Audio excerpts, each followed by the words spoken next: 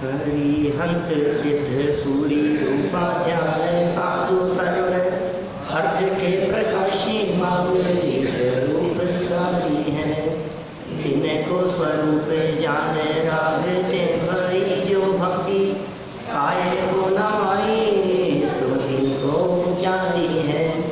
धन धन तिन ही थे काज संग आज भय कर जोड़ बारे बारे वंदना हमारी है।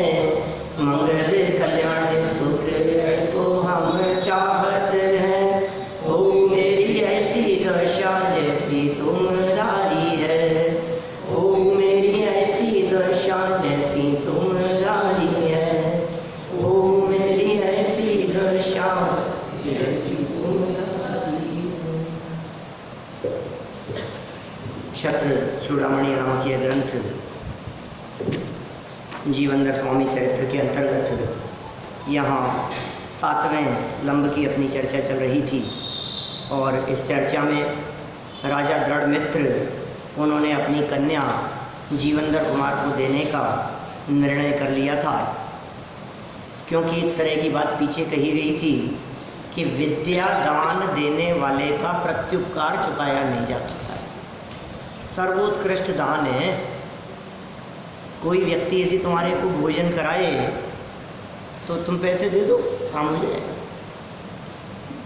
पैसे से भोजन खरीदा जा सकता है। जगह जगह वाक्य लिखे रहते हैं ना इस तरह के धन से बिस्तर खरीदे जा सकते हैं लेकिन नींद नहीं। ऐसे कितने वाक्य मिलते हैं। बहुत सारे वाक्य दुकानों पर लगे रहते हैं। ऐसे ही धन से पुस्तकें खरीदी जा सकती है लेकिन ज्ञान नहीं। धन से व्यक्ति खरीदा जा सकता है, अध्यापक खरीदे जा सकते हैं, टीचर लगाए जा सकते हैं, लेकिन ज्ञान नहीं। ज्ञान के लिए तो आपको परिश्रम करना पड़ेगा, पुरुषार्थ करना पड़ेगा। तो यहाँ विद्यादान की महिमा बतलाई और ऐसे विद्यादान देने वाले, अपने पुत्रों को विद्यादान देने वाले ऐसे जो जीवनधर कुमार थे, राजा दृढ़मित्र के पुत्र, वो सब ना समझ थे। उम्र तो बहुत हो गई थी, शरीर से तो बड़े दिखते थे लेकिन बुद्धि से मंद थे। इसलिए उनको ध्यान में रखते हुए जब जीवनधर कुमार ने उन्हें शिक्षा दी, उन्हें पढ़ाया, उन्हें सिखाया, तो जीवनधर कुमार के प्रति बहुत उपकार व्यक्त किया, उपकार माना राजा दृढ़मित्र ने। और क्या करें कि सर्वोत्तम चीज़ दे दो अपनी, और क्या कर सकते हैं। बोले अपनी कन्या, इससे बढ़कर और कुछ नहीं है, वह उन्होंने प्रदान करने का निर्णय लिया। जीवनधर कुमार की स्वीकृति, यहाँ से बात को हम आगे बढ़ाएंगे। श्लोक नंबर है 82 और पेज नंबर है 366, 366 नंबर पेज है। मिल गया सभी को? देखिए, अभ्युपाजीगमत्पुत्रीं परिणेतुं पुनः उदाराः खलु मन्यन्ते तृणायेदं जगत्त्रयम्। फिर वह राजा पुत्री को ब्याह देने के लिए जीवनधर कुमार के पास आया। निश्चय से उदार पुरुष इस जगत त्रय को तृण के समान मानते हैं। ये सारा जगत तिनके के समान है। क्या कीमत है इसकी? जिनके हृदय में उदारता होती है वो बड़ी से बड़ी संपत्ति देने में भी तैयार हो जाते हैं। काम अच्छा होना चाहिए, योग्य कार्य होना चाहिए। अरे ऐसे ऐसे तक योग्य व्यक्ति दिखाई देते हैं समाज में कि जो अपनी सारी संपत्ति धार्मिक संस्थाओं को, उत्तम कार्य करने वालों को दे करके चले जाते हैं। बहुत दिखते हैं ऐसे, लाखों की संपत्ति, करोड़ों की संपत्ति, वो सब किसको दे करके चले गए? काम अच्छा होगा, वीतरागी तत्वज्ञान का प्रचार प्रसार होगा, लोग पढ़ेंगे, सीखेंगे, विद्यालय के नाम कर दिया, गरीबों के नाम कर दिया, अनाथ आश्रम के नाम कर दिया। ऐसे ऐसे बहुत लोग मिलते हैं। अपने अनाथ आश्रम में यहाँ आपके नाटानियों के रास्ते में तो कितनी संपत्ति है आपको पता नहीं है।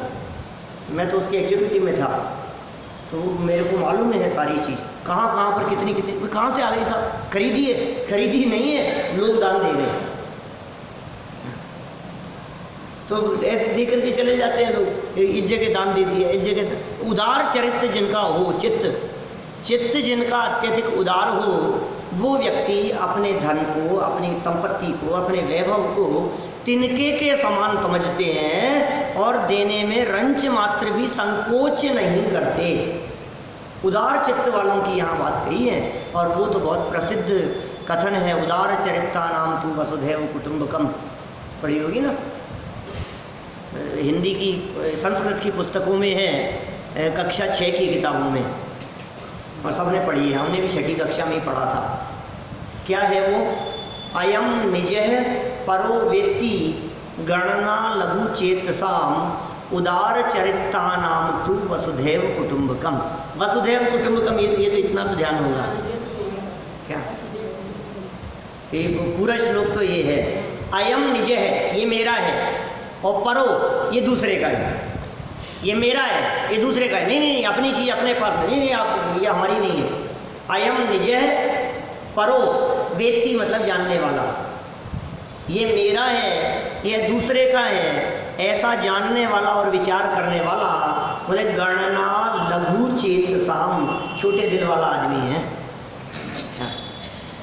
और उदार चरित्ता नाम, जिनका चित्त, जिनका चरित्र, जिनके अंदर में बहुत उदारता है, बोले वसुधैव कुटुंबकम, सारी पृथ्वी ही हमारा कुटुंब जैसा है, कोई बात नहीं, आपके उपयोग में आप ले जाओ, आप रख लो, सब एक जैसे, कोई बात नहीं, ये भी हमारे भाई है, ये भी हमारे भाई है, ऐसा वसुधैव कुटुंबकम, सारी वसुधा को कुटुंब समझते हैं। किसकी बात चल रही है? उदार चरित्र वालों की बात चल रही है। तो चित्त किनका उदार दिखाई दे रहा है? अभी ये जीवंदर की महिमा नहीं, राजा दृढ़ मित्र की महिमा गा रहे हैं। चित्त में उदारता है, मन में तो ऐसा आ गया कि मैं राजगद्दी से उतर जाऊं और इनको राज्य दे दूं, इतना उदार चित्त है। देखिए नीतिकारों की बात यहाँ कही, सरल अर्थ देखें। राजा दृढ़ मित्र ने अपनी पुत्री का विवाह संबंध जीवंदर कुमार से करने की स्वीकृति प्रदान की, क्योंकि उदार चित्त महापुरुष इस 3 लोक की संपत्ति को भी तृण के समान तुच्छ समझते हैं। विशेषार्थ, कन्या प्रदान करने का कार्य 3 व्यक्तियों की उपस्थिति में ही संभव है। वे 3 व्यक्ति कौन हैं? किस चीज, किस में दिया जा सकता है? बोले जब भी दान दिया जाता है तो दादा ने लिखा 3 महत्वपूर्ण बातें होंगी, 3 के बिना दान देना संभव नहीं है। इसलिए दीपेश जी, दान देने की अपेक्षा से त्याग करने वालों को महान कहा है। दानी महान नहीं है, त्यागी महान है। क्यों? अरे साहब 25 करोड़ का दान दे दिया, कोई बात नहीं, और इन्होंने क्या, एक छोटा सा मकान था टूटा फूटा, उसे छोड़कर दीक्षा ले ली। बोलो कौन महान? जिन्होंने त्याग किया है, त्यागी महान है, दानी नहीं। और हाँ, उन्होंने 25 करोड़ का दिया है, इनकी तो कीमत 2 लाख की भी नहीं होगी, क्या दम है इसमें? अरे भाई साहब, ये जगत जनों की दृष्टि में खोट है, जो त्यागियों की महिमा त्याग के आधार पर ले जानकर क्या छोड़ा है उसके आधार पर समझते हैं। ये कितनी बड़ी भूल है ये। मैं आपसे पूछता हूँ, महावीर बड़े तीर्थंकर थे या शांतिनाथ? कौन से तीर्थंकर महान थे? अच्छा, ऋषभ देव ज्यादा महान थे कि शांतिनाथ? हैं? सोचो जरा एक बार, ऋषभ देव ने 2 पत्नियां छोड़ी थी और शांतिनाथ ने 96,000।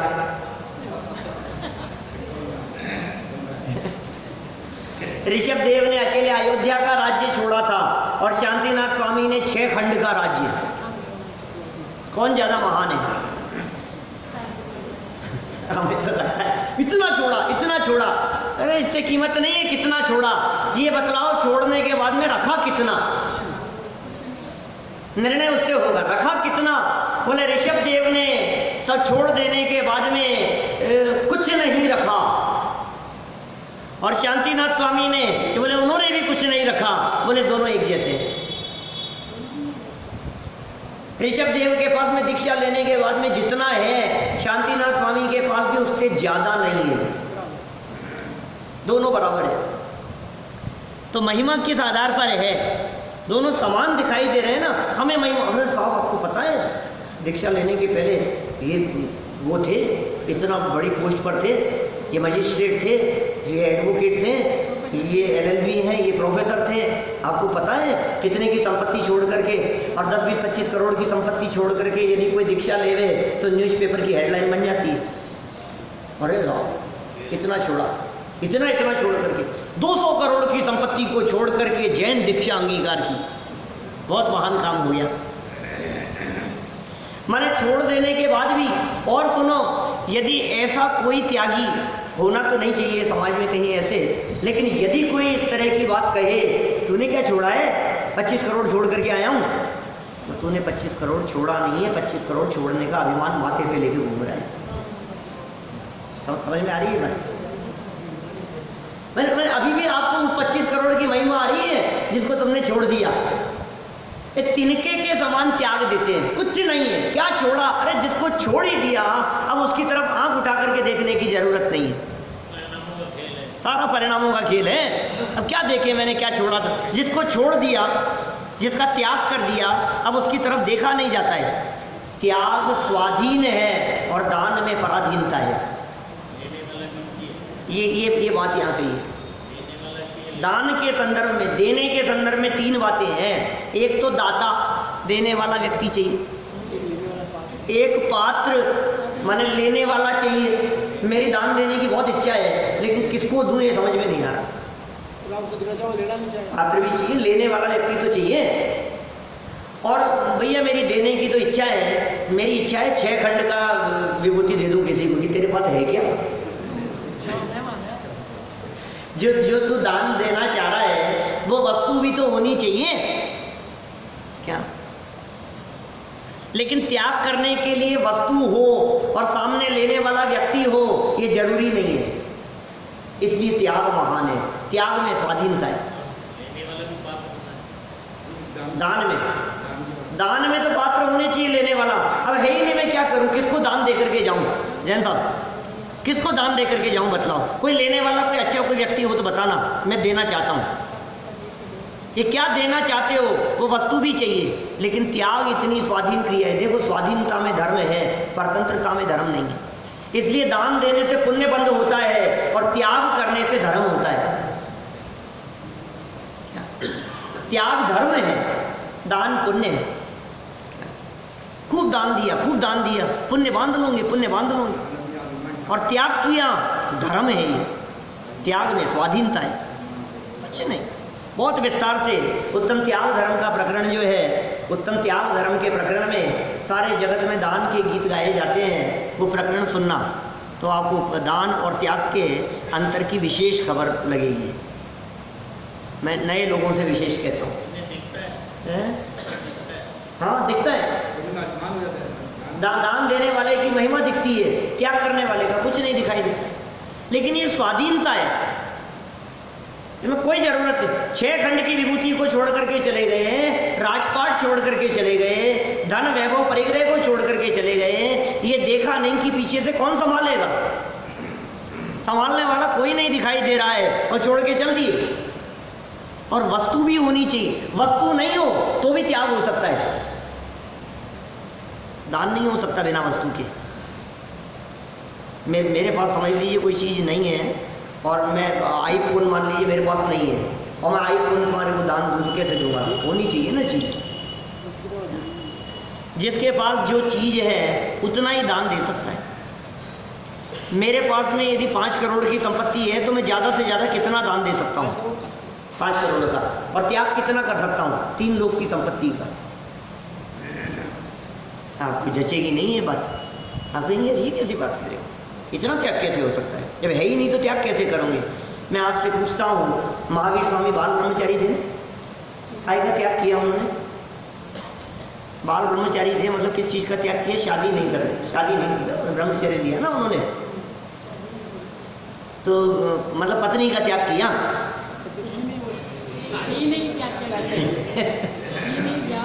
थी ही नहीं। जब थी ही नहीं तो त्याग किस चीज का? बोलो। कि मैं ग्रहण नहीं करूंगा, इसका नाम त्याग है। पॉइंट समझ में आ रहा है? मैं शादी करूंगा नहीं, इसका नाम ब्रह्मचर्य है। शादी करके भी ब्रह्मचर्य लिया जा सकता है, वो अलग मैटर है। लेकिन बाल ब्रह्मचारी कि शादी कर नहीं करूँगा, तो नियम ये लिया ना, तो त्याग करने वाले ने नियम ये लिया कि यदि मेरे सामने कोई चक्रवर्ती का साम्राज्य लेकर के भी आए देने के लिए तो मैं ग्रहण नहीं करूँगा। इसका नाम त्याग। तो किसका त्याग हुआ? बोले 3 लोक की संपदा मेरे चरणों में आ जाए, मेरे त्याग है, मैं नहीं लेता। इसका नाम त्याग है। किस चीज का त्याग किया? नहीं है उसका भी त्याग, जो है उसका भी त्याग। दान देने के अंदर परतंत्रता है, पराधीनता है। तो देखो ये क्या कह रहे हैं यहाँ, ये 3 चीज चाहिए। इन्होंने व्यक्ति शब्द का प्रयोग किया है, यहाँ चीज लिख देना चाहिए। 3 बातें चाहिए दान देने में। दाता चाहिए, पात्र चाहिए और देय वस्तु, देने वाली चीज चाहिए। वो कन्या है यहाँ इस प्रकरण में। इन 3 व्यक्तियों के बिना कन्या प्रदान करने का कार्य संभव ही नहीं है। अतः राजा जीवेंद्र कुमार से स्वीकृति प्राप्त करना योग्य ही है। अब मैं तो देना चाहता हूँ अपनी कन्या, वो कहते हैं मुझे विवाह नहीं करना है, तो क्या होगा? स्वीकृति लेना जरूरी है। लेने वाले से भी तो परमिशन लेनी पड़ेगी, वो भी जरूरी है। तो राजा जीवेंद्र कुमार से स्वीकृति प्राप्त करना योग्य है। जिन धर्म में वीतरागता के पोषक 4 ही दान बताए हैं, हमारे यहाँ जिन धर्म में कन्यादान नहीं कहा। क्या दान 4 प्रकार के कहे? आहार दान, औषध दान, अभय दान और ज्ञान दान। इनमें ज्ञान दान सर्वोत्तम है। पिछले दिनों मैंने अपने शिविर के आयोजन के पहले में जो ये श्लोक चले थे, उनमें हम ज्ञान दान के उत्तम पने की सिद्धि कर चुके थे। 2 अपेक्षाओं से बतलाया था। आप लोगों में से कौन बताएगा? कौन?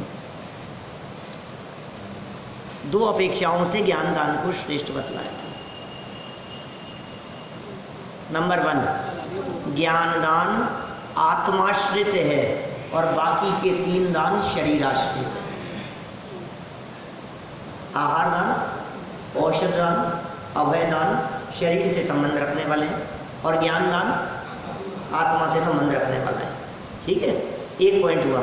नंबर 2 मनोज जी साहब, दूसरा पॉइंट क्या है?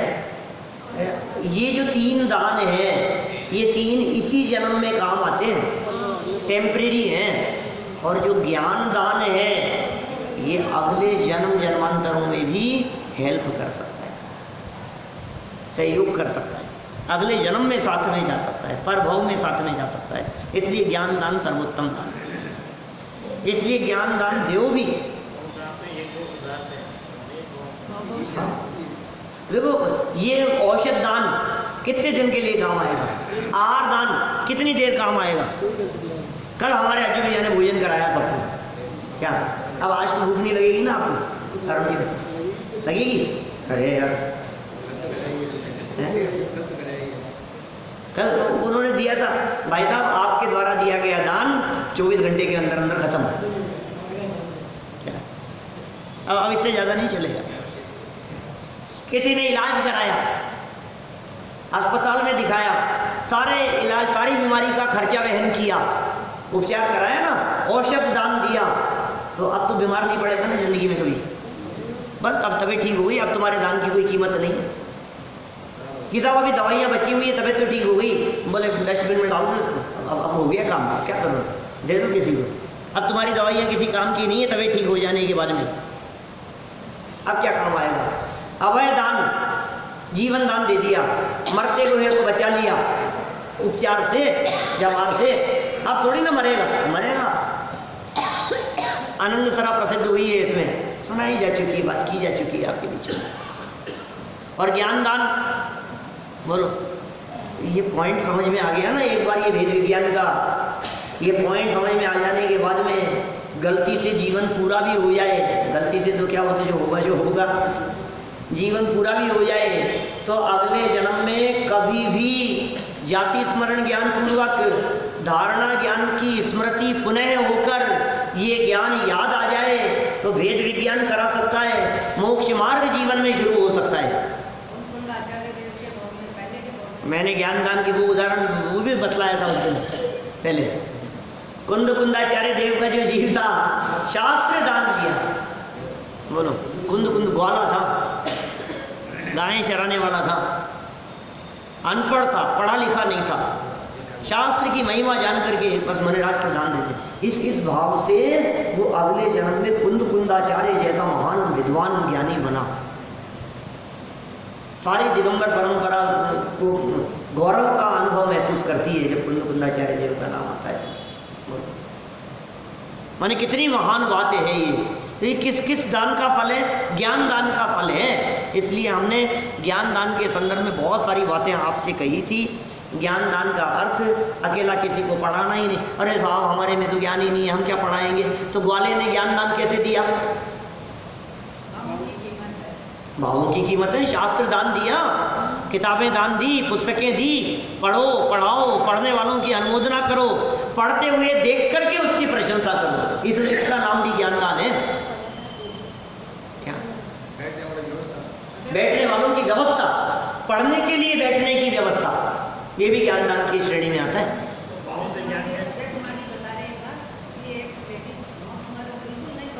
हाँ बोलो आप, कैसी गजब की बात है, सुनाई दी आपको? तो वो सुना के क्या कहा?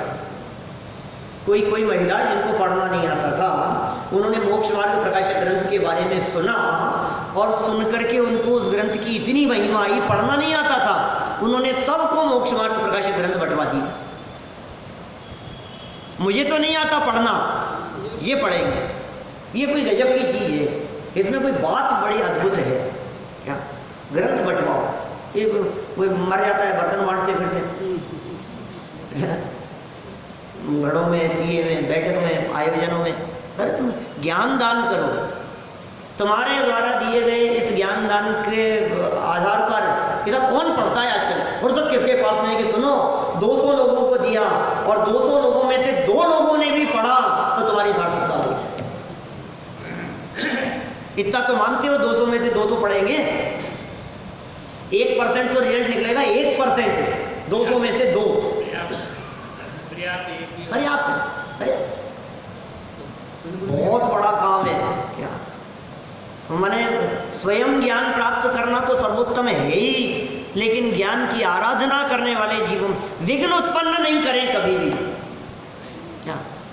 पढ़ने वाले के काम में विघ्न उत्पन्न नहीं करें, सुनने सुनाने वाले के कार्य में विघ्न उत्पन्न नहीं करें, क्योंकि वो विघ्न आप दूसरे के उसमें नहीं डाल रहे हो, वो विघ्न अपने ऊपर ही डाल रहे हो। वो बाधा दूसरे के ऊपर नहीं पड़ेगी, वो बाधा आप ही के ऊपर पड़ेगी। आप सोच लेना एक बार। तो भाव से ज्ञान का विकास का संबंध है? बहुत संबंध है। जिसके जैसे भाव, अरे अपने आप आपका ज्ञानावरणीकरण खुलता चला जाएगा। मुझे मालूम है बहुत सारे लोग ऐसा कहते रहते हैं। आप लोगों में से भी कई बार कई लोग ये बात कहते होंगे, याद नहीं होता। जैन साहब अब अभी इस उम्र में हो सकता है आप नहीं होता ये बोलना बंद करो, और जिनको हो सकता है उनको देख करके उनकी प्रशंसा करो। बस अभी सुनाया था ना उस दिन, 1-2 बच्ची ने सुनाया था उस दिन, उसने कितने सारे सुनाए थे। आप प्रशंसा करो। क्या नाम था उसका? अनीशा। ऐसे प्रशंसा करो छोटे छोटे बच्चों की। कल उसने हैप्पी ने कितना फटाफट देखते ही रह गए हम तो। ये कैसा गजब की बात है भाई, गजब ही है। कैसे सुना रहे? तो मेरा कहने का मतलब बच्चों को देख करके, बड़ों को देख करके, पढ़ने वालों को देख करके, यहाँ आने वालों को देख करके।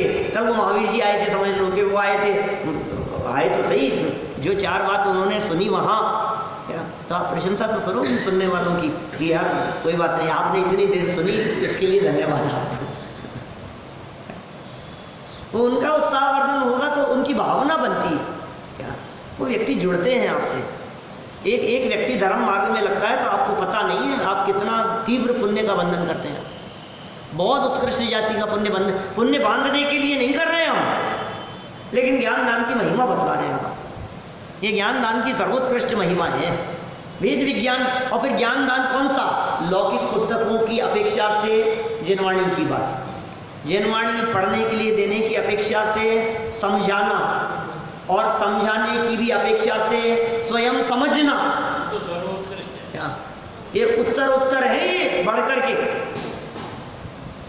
हमने स्कूल खुलवा दिया, व्यवस्था कर दी, पढ़ने वालों की व्यवस्था कर दी।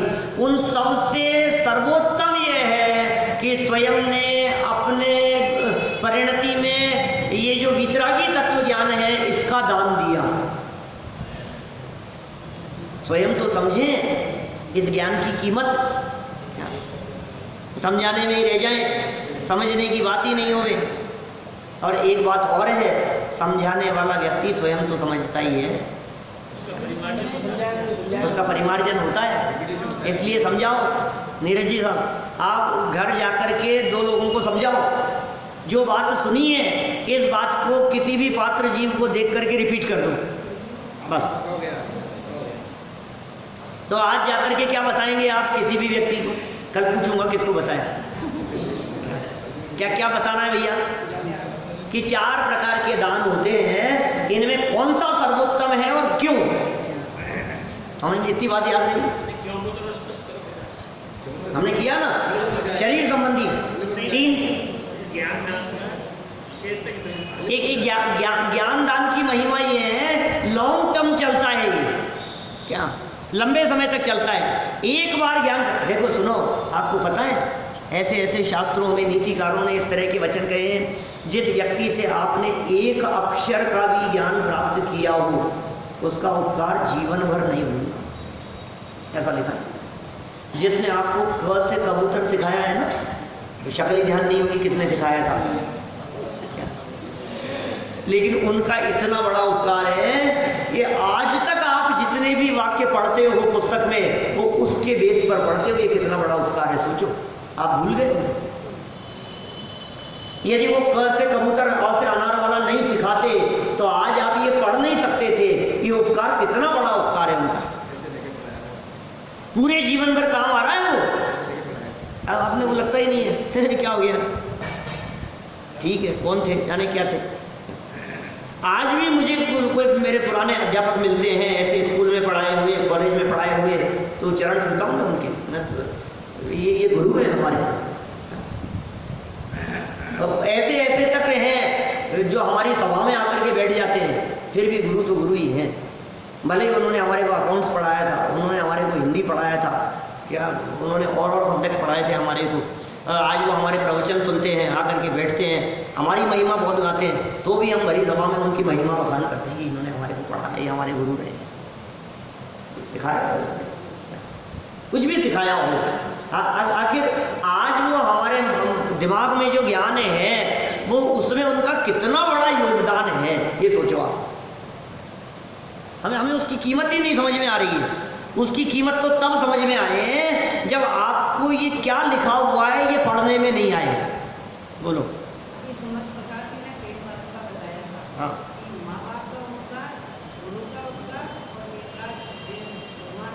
बोलो। 3 का उपकार है। माता पिता भी तो गुरु ही हैं। आप क्या सोच रहे हो? आत्मिक गुरु तो वही है, आद्य गुरु तो वही है जिन्होंने हमारे को नमोकार मंत्र सिखाया है। हम उन गुरु को कैसे भूल सकते हैं? उनका उपकार कैसे भूल सकते हैं बताओ? आज हमारी जबान पर यदि नमोकार मंत्र है तो वो किसका उपकार है? माता पिता का उपकार है।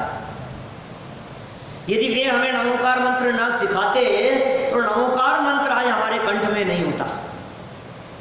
हम जैन हैं, ये जैन मार्ग है, ये वीतरागी तत्व ज्ञान का मार्ग है, ये जिसने सिखाया है उनका उपकार बहुत होना चाहिए।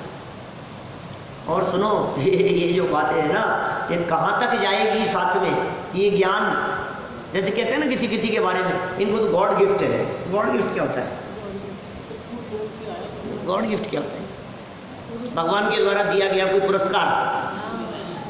गॉड गिफ्ट माने ईश्वर की कृपा है इनके ऊपर, कृपा है भगवान की, भगवान के द्वारा दिया गया गिफ्ट है, कुछ नहीं है। हमारे भगवान तो कुछ देते नहीं है, इसका भाव यह है कि पूर्व के कोई संस्कार है, पिछले जन्म का कोई संस्कार है। क्या होता है ये संस्कार, कहाँ जाते हैं, कहाँ स्टोर होता है, ये आपके ज्ञान में। आपने जो बातें पढ़ी, अभी समझ लो यहाँ 4 प्रकार के दान की चर्चा चल रही है। हमने कहा 4 प्रकार के अभाव होते हैं और आपने तुरंत बतला दिया। कोई 5 बता दे वो अलग मैटर है। तो 4 प्रकार के होते हैं ना अभाव। कौन कौन से? प्राग भाव, प्रध्वंसा भाव, अन्योन्या भाव और अत्यंता भाव। 4 है ना। आप कहाँ से निकला है भाई साहब, ये बताओ कहाँ से निकला है? स्टोरेज यहाँ पे दिमाग में है। दिमाग में यदि स्टोरेज हो तो डेथ हो जाने पर ये जो दिमाग है ना, इस दिमाग को निकालो और किसी दूसरे में ट्रांसप्लांट करवा लो। दिमाग इधर से उधर चला जाए तो इसकी सारी की सारी जितनी याद की हुई है वो उसके पास पहुंच जाएगी। मोबाइल, नया मोबाइल लिया तो पुराने मोबाइल का सारा डेटा ट्रांसफर कर देते हैं ना नए में, ये हो जाएगा ट्रांसफर। आपको मालूम है आइंस्टीन जब मरा ना तो उसकी आइंस्टाइन वो जब मरा तो उसकी डेड बॉडी में से डॉक्टर ने छल से उसका दिमाग निकाल दिया रिसर्च करने के लिए। साइंटिस्ट था वो, डॉक्टर ने नहीं, साइंटिस्ट ने डॉक्टर से निकलवाया। एक साइंटिस्ट ने बहुत पैसे दिए डॉक्टर को, वो सब दिमाग निकलवा लिया उसका बॉडी में से। बोले इसके दिमाग क्या है यार, इसके दिमाग पे रिसर्च करूँगा। बाद में ये बात खुल गई और बहुत बड़ा जुर्माना देना पड़ा उसको, सजा हुई उसको फिर ऐसे काम के लिए। लेकिन वो ये देखना चाहता था और उसने जो रिसर्च की, बाद में जब ये बात सामने आई, क्योंकि सामने तो आनी ही थी, जब उसने रिसर्च की तो उसने कहा एक नॉर्मल आदमी से ज़्यादा सेल्स है इसके दिमाग में, आइंस्टाइन के दिमाग में। ये तो प्रसिद्ध है, आप कहीं भी नेट वगैरह पर कहीं सर्च करेंगे तो आपको बात ख्याल में आएगी। मुझे आपसे ये पूछना है, लोगों को ऐसा लगता है दिमाग में स्टोर होगा, दिमाग में स्टोर होगा। अरे दिमाग में नहीं है, ज्ञान में है। अब ये दिमाग तो यहीं धरा रह गया इसी शरीर के साथ में, और ज्ञान चूंकि आत्मा में था तो आत्मा गया तो ज्ञान चला गया साथ में। क्या वो उसकी संपत्ति थी, वो उसकी संपत्ति थी। इसका मतलब जो ज्ञान दान है, ये ज्ञान दान किसको दिया, कहाँ स्टोर हुआ, जो दिया है। देखो आपने भोजन दिया, आहार दान दिया, ये कहाँ स्टोर हुआ? बोले पेट में, पेट में स्टोर हुआ ना। और स्टोर हुआ और फिर स्टूल से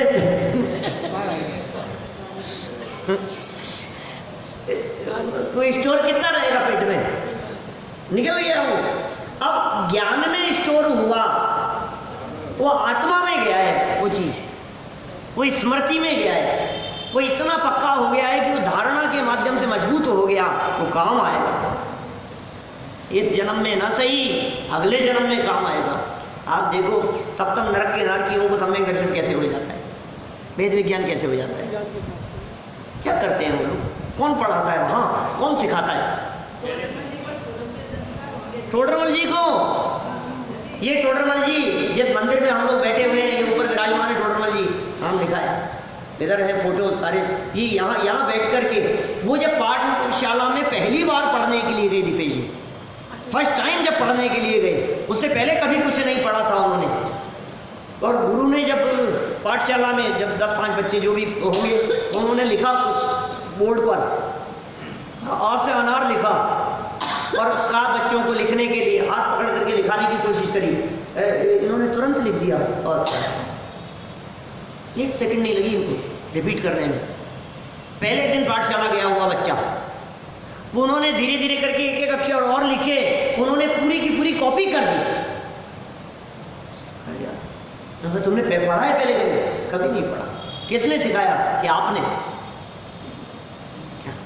आपसे सीखा। पहली बार कलम हाथ में पकड़ी, हो सकता है ऐसा, संभव है ऐसा। तो विलक्षण बुद्धि थी, कोई अद्भुत ज्ञान था। गहरे संस्कार की बात, गहरे संस्कार जो आगे ट्रांसफर हो रहे हैं वो अपने काम आएगा। गहरे संस्कार की बात स्पष्ट कर, देखो कह रहे हैं गहरे संस्कार की बात को थोड़ा सा स्पष्ट कर दो। सुनो, आपको याद है कि परसों सुबह आपने कौन सी सब्जी खाई थी? सोचना पड़ेगा। कल का तो याद है, मुझे पता है इसलिए मैंने परसों का पूछा है। नहीं नहीं ये याद आपको? क्यों? 3 दिन पहले का याद है आपको? नहीं, 3 दिन पहले का याद नहीं है, लेकिन मैं आपको कह सकता हूँ 3 दिन पहले का तो नहीं है, 30 साल पहले के लड्डू आपको याद है? अरे उनके यहाँ बने थे यार वो लड्डू, तो मैं जब थे। ये कैसे याद है? ये क्या चक्कर है? इसका चक्कर क्या है साहब? 3 दिन पहले का तो आपको याद नहीं है, और 3 साल पहले का आपको पता है? 3 साल पहले वहां गए थे ना, तो उन्होंने जो डोसे बनाए थे ना यार, उसका तो स्वाद ही अलग ही था कुछ। क्या मैंने डोसे जिंदगी में बहुत बार खाए होंगे, लेकिन वो जो खाए थे उस दिन वाले, वो कैसे याद है? कि कोई चीज़ कैसे याद रहती है? हमने आपको कई बातें समझाई, अभी ये ज्ञान दान क्यों श्रेष्ठ है ये बात समझाई, और ये बात आपसे महीने भर बाद में पूछेंगे तो आप होंगे क्या बताया था, पता नहीं, याद नहीं है। तो क्या करें याद करने के लिए? उस बात को जो आपके अवग्रह का विषय बना था, वो ईहा और अवाय तक पहुंचते हुए धारणा तक यदि चला जाए तो पक्का हो जाता है। मति ज्ञान की प्रोसेस है ये जानने की। अवग्रह, ईहा, अवाय और धारणा। धारणा माने होता है स्मृति पटल पर छप जाना। अब धारणा का अर्थ ऐसा नहीं है कि एक बार कोई चीज धारणा में चले गई तो लाइफ टाइम के लिए हो गई। क्या वो धारणा कितनी मजबूत है? धारणा जितनी मजबूत होती है उतना लंबा समय लगता है उसके धुलने में, उतने लंबे समय तक वो कायम रहती है। जैसे कल शाम को क्या खाया था यार, समझ लो शाम को हम आपसे पूछे कि सुबह क्या सब्जी खाई थी, तो आप बता देते। सुबह की शाम को याद रहती है आपको। इसका मतलब आपके वो धारणा में तो है, लेकिन वो 6-8 घंटे, 10 घंटे, 24 घंटे तक रहे, इतनी सी ही धारणा है भैया, इससे ज़्यादा नहीं। आपसे यदि हम 2 साल बाद में पूछें इंद्रगढ़ के बारे में, तो आपको इतना ही याद रहेगा कि अज्जू भैया ने भोजन कराया था और इंद्रगढ़ गए थे। अब क्या किया था, कौन सी भक्ति की थी, कौन सा विधान किया था, कौन कौन साथ में था, फिर कभी अच्छा अब भी थे क्या? यार वो 15 घंटे तुम्हारे साथ में रहे और आज तुम ये कह रहे हो अब भी थे क्या? शक्ल ही भूल गए, कौन कौन था ये भूल गए। ये क्या हुआ? मंदिर की स्मृति गायब हो जाए, मंदिर की स्मृति गायब हो जाए।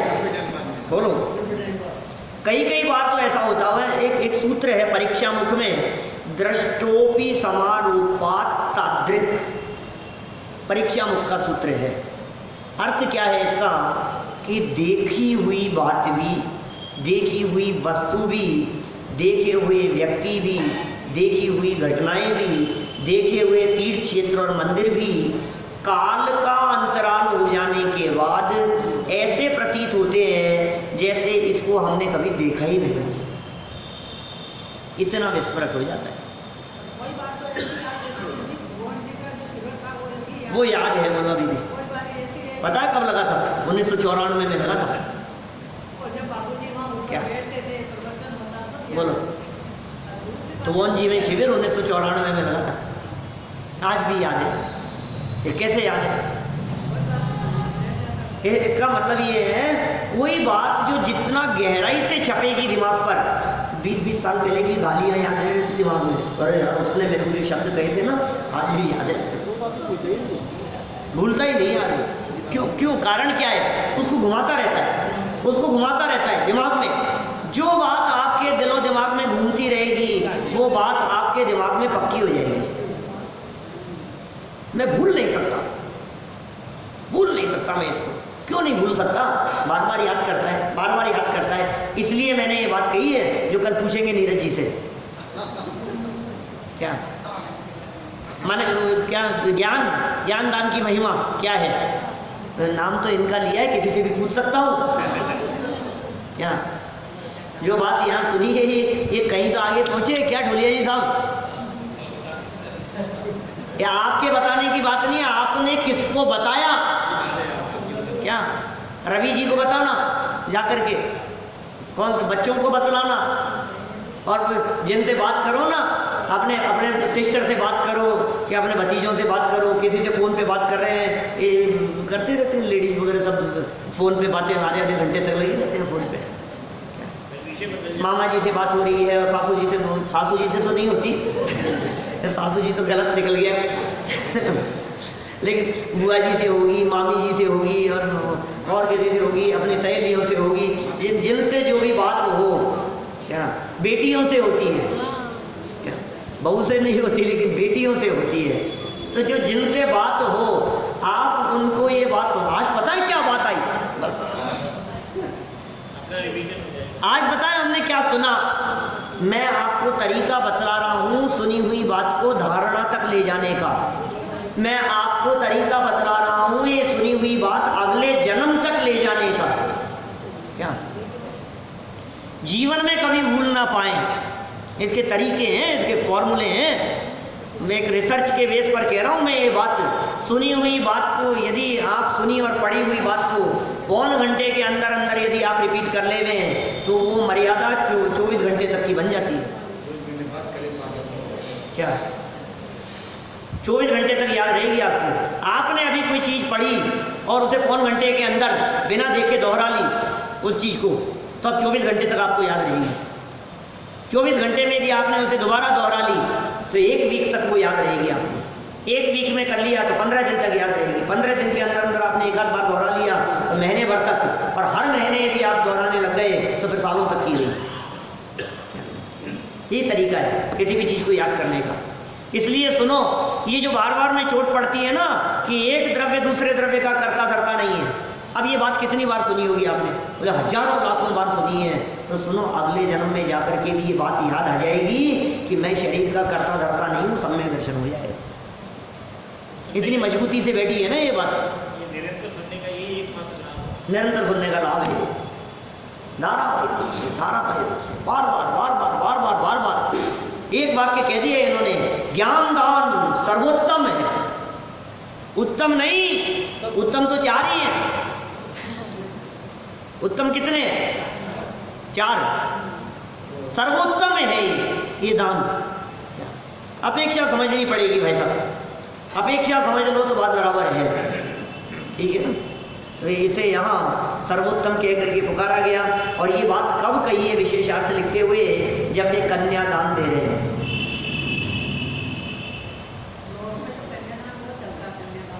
कन्यादान बहुत चलता है अपने जैनियों में। तो नहीं होता ना, नहीं होता ना कन्यादान, नहीं होता। उसके बावजूद भी फेरों के समय पिता और मामा को खड़ा करके कहते हैं क्या हम प्रदान कर रहे हैं। समझ में आ रही है बात? आप कहते तो हो कि कन्यादान नहीं होता आपके यहाँ, लेकिन फेरों के समय सबने फेरे खाए हैं लेकिन ध्यान किसी को नहीं है। क्या पानी ग्रहण क्या होता है? पानी डालते हैं। पानी मतलब होता है हाथ, पानी मतलब हाथ, और ग्रहण मतलब पकड़ लेना। हाथ पकड़ा लिया जिंदगी भर के लिए, अब छोड़ना नहीं। ये पानी ग्रहण संस्कार है, ये सबके बीच में हाथ पकड़ाया है। अभी आप भैया हाथ पकड़ो, सबके बीच में कैसे पकड़ो हाथ ऐसा लगता है। अरे सबके बीच में हाथ पकड़ाया था। क्या ये कह रहे ये ग्रहण सबसे खतरनाक है। नहीं साहब देखो, ये तो इनके लिए कह रहे होंगे। क्या मर्यादा जिंदगी भर रहते, आज के थोड़े आदमी में किया वो दोनों जाके कर लेते तो बताओ। हाँ सही बात है। खैर देखिए, पाणी ग्रहण अपने यहाँ शास्त्रों में आती है वर्णन, मुनिराजों का स्वरूप बतलाते हुए चर्चा मिलती है। हमारे मुनिराज पाणी पात्री होते हैं। पाणी पात्री जानते हैं आप क्या है? हाथ में, हाथ ही जिनके पात्र हैं। ये पाणी मतलब हाथ, और पात्र पाणी पात्री वीर जिन। भगवान महावीर स्वामी हाथ में आहार लेने वाले। मुनिराज हमारे दिगंबर संत कैसे हाथ में आहार लेते हैं, यही पात्र है उनका। कर पात्र, पाणी पात्र, ये पाणी मतलब होता है हाथ।